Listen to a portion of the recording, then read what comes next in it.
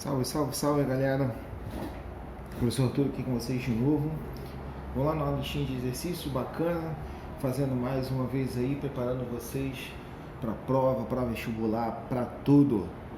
Vamos junto nessa? Então abre aí, ó, página 292, beleza? Dá aquela pausa no vídeo.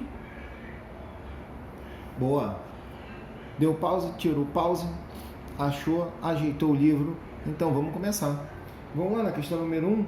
Tá lá, ó. Para evitar bolor em armários, utiliza-se produtos denominados comercialmente de substâncias secantes. Esses produtos, como cloreto de cálcio anidro, são higroscópicos, ou seja, capazes de absorver moléculas de água. Por isso, o frasco contendo esse secante acaba por acumular líquido no fundo, que nada mais é que solução aquosa de cloreto de cálcio. Dados os números atômicos, é correto afirmar que entre o cálcio e o cloro ocorre uma ligação iônica? E aí, gente, entre o cálcio, que é um metal, ocorre uma ligação iônica com o cloro, que é um metal? O que você acha, cara? Me conta. Sim? Não? Sim. Ambos formam uma ligação iônica, né? É uma das características da ligação iônica, são feitas entre metal e ametal. Cara, que beleza, já deu a letra A de amamos química. Supimpa isso aí, hein? Assim é bom. Vamos lá, uma olhadinha nos outros lá para ver por que não dos outros. Na letra B, na formação de cloreto de cálcio anidro, o cálcio recebe 2 elétrons e o cloro perde 1 elétron. Não pode, porque o metal é o cara que perde elétrons. Perde elétrons e não ganha elétrons, beleza? Na letra C, a fórmula do cloreto de cálcio, Ca2Cl. Cara, cálcio é do grupo 2. Tem 2 elétrons na última camada, então ele tem tendência a perder 2 elétrons. O cloro, que é da família, do grupo 17, né? Ele ganha 1 elétron. Se você faz trocado aqui, ó, você tem CaCl2, beleza? E não Ca2Cl. Letra D, o cloreto de cálcio é uma base? Camarada, forma mais simples de você saber que é uma base. Arthur, não lembro. Ela tem que terminar com quem? Com OH, e não termina com OH. Então, não pode ser uma base. O cálcio forma o ânion Ca-2. Pode parar, nem precisa terminar de ler. Porque se ele perde elétrons, ele tem que ser o quê? Positivo. Igual aqui, ó, como a gente viu. Beleza? Então é letra A, muito amamos química. Ok, vamos lá. Número 2. O que temos no número 2? No cloreto de amônio, NH4Cl, estão presentes 3 ligações covalentes da ativa, 1 ligação iônica, 4 ligações iônicas, 1 ligação covalente da ativa. Ih, rapaz. Vamos fazer o seguinte, vamos devagar, vamos com carinho, vamos montar a primeira estrutura do cloreto de amônio. A estrutura do cloreto de amônio, ela fica assim: o nitrogênio faz 3 ligações covalentes com o hidrogênio, beleza? Vai fazer uma ligação coordenada com outro hidrogênio para formar o amônio. Todo esse cara aqui, ele é positivo. E aí, por força eletrostática, ele se liga ao cloro, que ele é negativo. Então tem essa cara aqui. Beleza? É um composto iônico, porque tem a formação de íons, beleza? Você tem uma ligação iônica, você tem 3 ligações covalentes e uma coordenada. Agora vamos dar uma olhada nas opções que nós temos. E letra A fala 3 ligações covalentes dativa e uma ligação iônica. Cara, quando fala ligação dativa, é a nomenclatura mais antiga para ligação covalente coordenada. A coordenada é uma nomenclatura mais moderna, mais nova. Então não. 4 ligações iônicas? Não, esquece. A gente já viu que só tem uma ligação iônica, né? Anota aí, uma ligação iônica. Beleza? Ó, uma, 2, 3 ligações covalente e uma ligação covalente coordenada,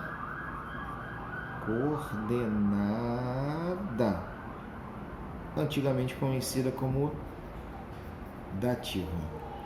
Beleza? É isso que nós temos. Então vamos lá. 2 ligações covalentes normais? Não. Nós temos 3 ligações covalentes. Pô, professor, que isso? Covalentes, que são 3.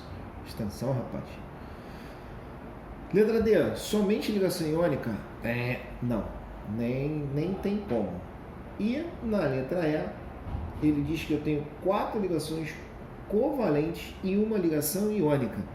Cara, sim, uma iônica, 3 ligações covalente normais e uma ligação covalente coordenada. Todas essas aqui são ligações covalentes, então são 4 no total. Beleza? Tá? É essa a parada. Ok? Então temos qual a resposta? Letra E. Letra E é linda química. É de a linda química. Ó, maravilha, galera. Supimpa. Vamos lá. Ó, peguei aí embaixo esse aí mais Enem. Achei bem bacana e achei muito legal da gente fazer essa questão. Beleza? Então, aproveita aí uma questãozinha do Enem e vamos que vamos. Vamos lá. A fosfatidilcerina é um fosfolipídio amoníaco cuja interação com cálcio livre regula processos de transdução celular e vem sendo estudada no desenvolvimento de biosensores nanoméricos. A figura apresentada representa a estrutura da fosfatidilcerina. Quase um trava-língua, né, gente? Mas dá pra ler, também não é tão complicado assim. Tá aí a estrutura dela, né? Você tá vendo? E ela fala o seguinte: com base nas informações do texto, a natureza da interação da fosfatidilcerina com o cálcio livre é do tipo, letra A, iônica somente, com um grupo amoníaco fosfato, já que o cálcio livre é um cátion monovalente. Cara, calma aí. O cálcio é monovalente? A gente não viu ali na outra questão, ó, vou até puxar ela aqui, ó, para você relembrar. Aqui, ó, o cálcio é mais 2, tá vendo? Mais 2. Então esse cálcio não pode ser monovalente. Se ele é mais 2, ele é bivalente. Certo? Certo. Na letra B, iônica com o cátion amônio, porque o cálcio livre é representado como um ânion monovalente. Negativo.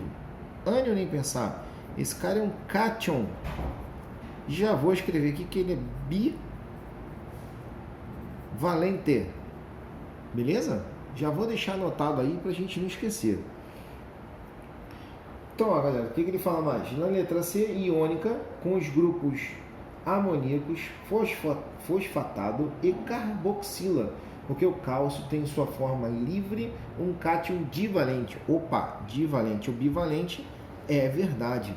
Opa, então ele faz interação iônica com os amoníacos, fosfatado e carboxila. Sim, cara, isso é verdade.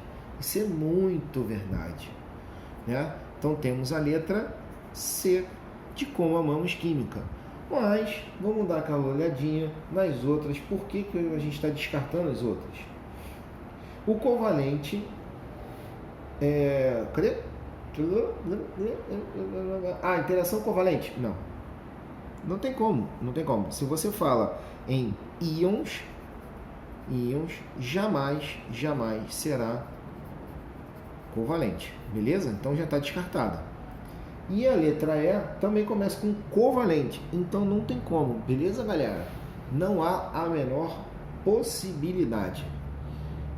Vou ajeitar a minha folhinha aqui nos nossos exercícios e já volto só um instantinho, é ligeiro. Voltei, galera, voltei. Vamos lá. Página 340. Pausa. Boa. Abriu a apostila. E agora deu play. Vamos que vamos aqui. O que fala lá, ó? O gráfico apresenta as solubilidades dos sais A, B, C, D, E e F em função da temperatura. Então tá aí o gráfico, ele pergunta na letra A. Vamos lá, letra A. Indique o sal cuja solubilidade em água é menos afetada pelo aumento da temperatura. E aí, galera?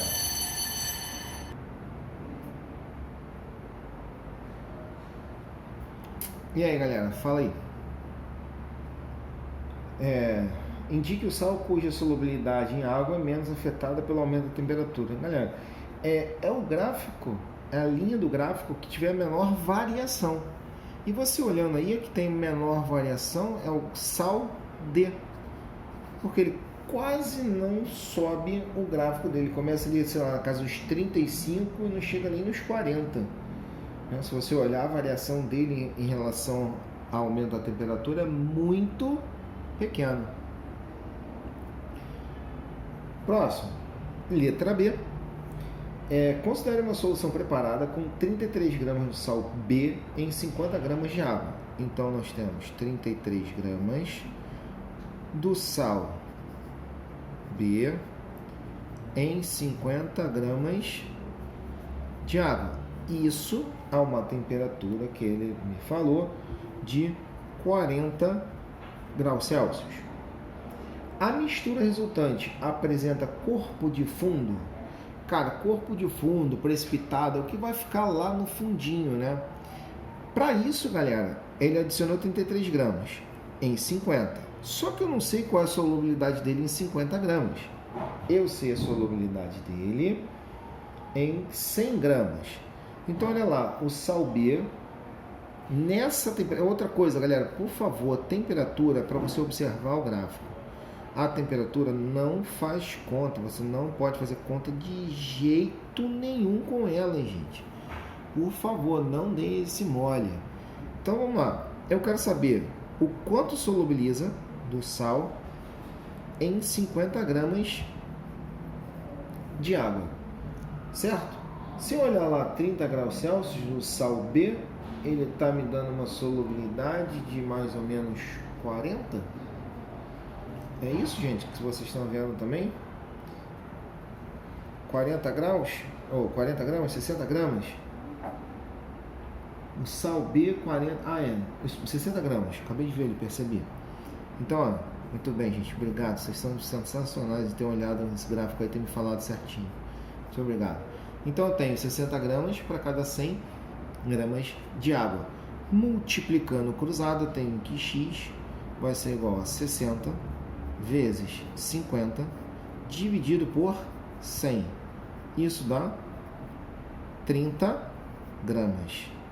Beleza, galera? Então tá. Olha o detalhe. Ele adicionou 33 gramas.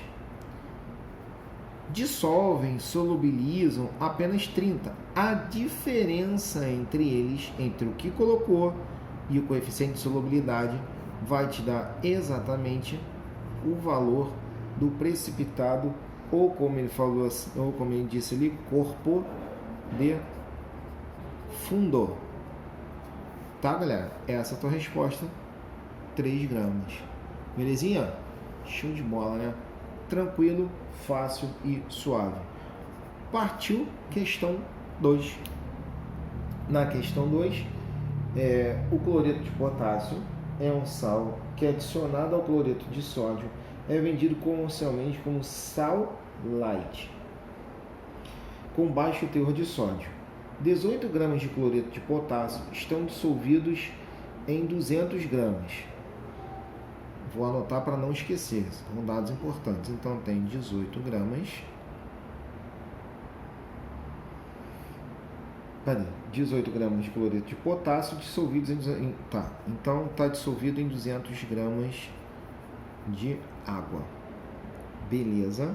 Isso aqui é o cloreto de potássio suave a 60 graus Celsius. Dados. Considere a solubilidade de cloreto de potássio a 60 graus Celsius. Então, isso é o que está no frasco.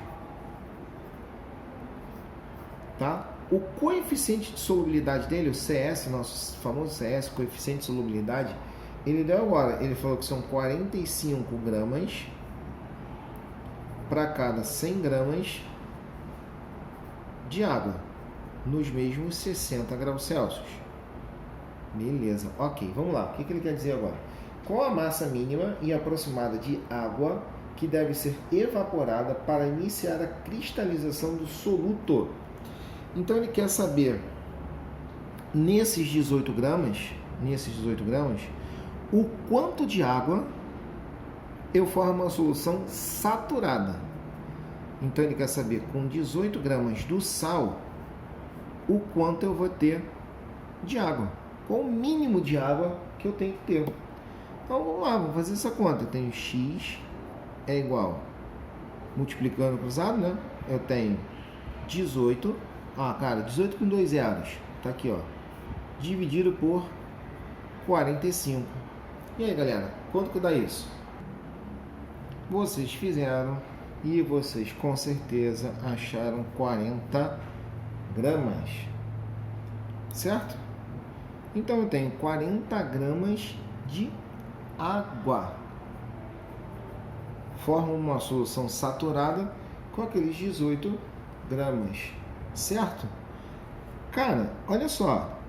Eu preciso no mínimo de quanto? 40 gramas. Então, para 18 gramas, eu vou ter 40 gramas de água. É só o que eu preciso. Só preciso disso. E ele colocou quanto? Caramba, ele colocou 200 gramas de água. Bom, eu preciso de 40 e ele colocou 200. Então, a diferença entre eles, esses 160 gramas de água, é a água que pode ser evaporada para se começar a cristalizar esse nosso produto. Fechou? Beleza, galera? Ele colocou, olha, 200. Mais a minha solubilidade de 40. Eu preciso só de 40.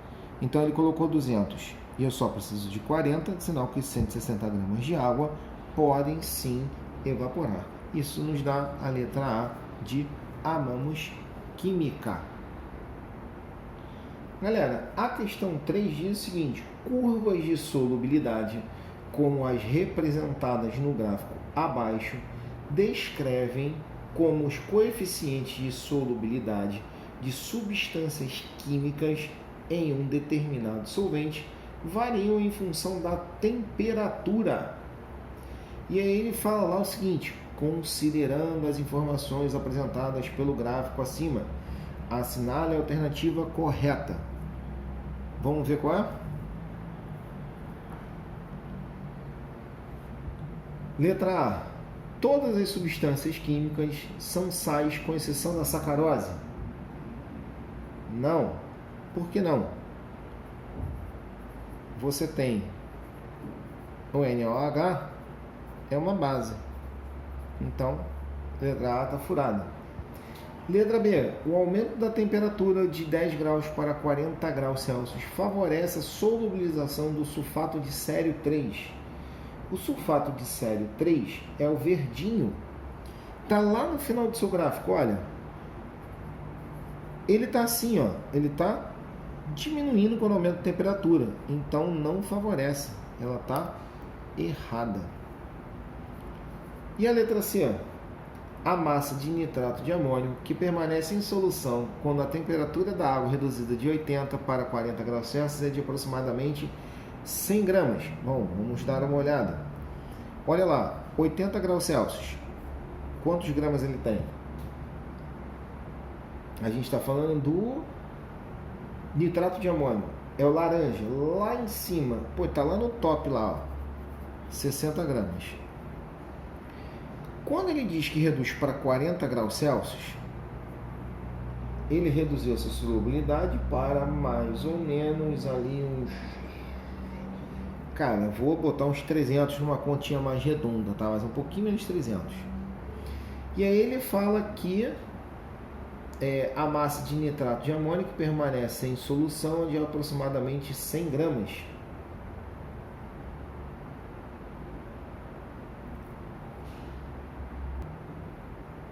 Gramas, galera. Se você reduzir aqui dá quanto? Diminuir aqui dá quanto? 300 gramas, então também é furada. Vamos ver a letra D. O que fala a letra D? A dissolução de iodeto de sódio em água é endotérmico. Cadê o iodeto de sódio? Iodeto de sódio que está no roxo. Esse roxo escuro. Será que tem roxo escuro, roxo claro? Mas eu estou vendo roxo escuro, roxo claro, gente. Embaixo da sacarose, embaixo do azul, é o roxo. Esse é o iodeto de sódio. Ele está dizendo que é endotérmico. Sim, ele é endotérmico, sim. Porque conforme ele é endotérmico, ele absorve calor, tá? Galera, endotérmico absorve calor. Se ele está absorvendo calor, ele está favorecendo essa dissolução. E você está aumentando a temperatura. Olha que combinação boa. Você aumenta a temperatura e ele absorve calor. E aí solubiliza cada vez mais. Então, opa, letra D, delícia de química. Essa é a nossa opção verdadeira. Aqui também não é, não. Deixa eu riscar aqui, tá fora. Letra D é a nossa opção correta. Só para matar, a letra E, 0 graus Celsius, todas as substâncias químicas são insolúveis em água. Mentira, todas elas são solúveis. Todas elas não estão encostando para ser insolúvel. Ela tem que estar no 0,0. Nenhuma delas está saindo aqui, ó, do 0,0. Beleza? Todas elas estão saindo acima do 0. Então essa aqui também está errada. Sem graça, né? Pois é. Eu sou de quem fazendo piada, às vezes é ruim demais. Mas vamos fazer a 4? É mais importante. A solubilidade do cloreto de potássio em 100 gramas de água em função da temperatura é mostrada na tabela abaixo. Temos uma tabelinha aí. Ao preparar uma solução saturada de cloreto de potássio em 500 gramas de água a 40 graus Celsius e posteriormente resfriá-la sobre agitação até 20 graus Celsius, é correto afirmar que... Bom, então preparamos uma solução saturada com 500 gramas de água a 40 graus Celsius. Então, a solução saturada, quanto que eu solubilizo aí? Aqui. Ou quanto tem aqui? Cara, eu não sei, mas eu sei, olhando no gráfico, que para cada 100 gramas de água, eu tenho uma solubilidade de 40 gramas desse sal. Então vamos descobrir para 500 como é que fica? X vai ser igual a 40 vezes 500 dividido por 100. Então, ó, corta os zeros. 5 vezes 4, 20. Com 0 tem lá 200 gramas do sal. Tá? Essa é a parada. Cara,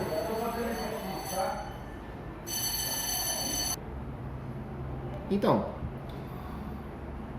onde eu tava? Ah, sim. posteriormente ela é resfriada sobre vegetação até 20 graus Celsius.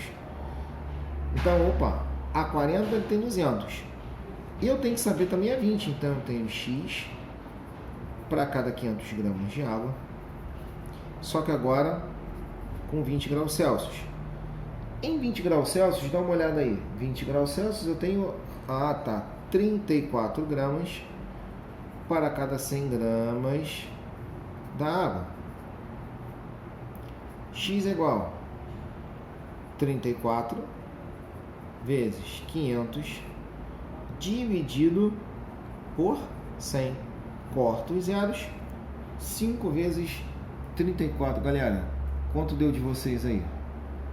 170? Show de bola, 170. Como a gente já tinha feito, você pega esse valor da maior temperatura, os 20 gramas, menos o da menor temperatura, e a diferença entre eles é o que vai ficar no fundo, é o nosso precipitado, né? Nosso precipitado.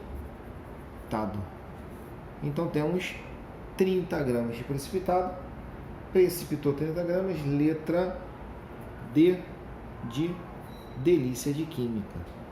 Show de bola, galera. Já volto trazendo a química orgânica.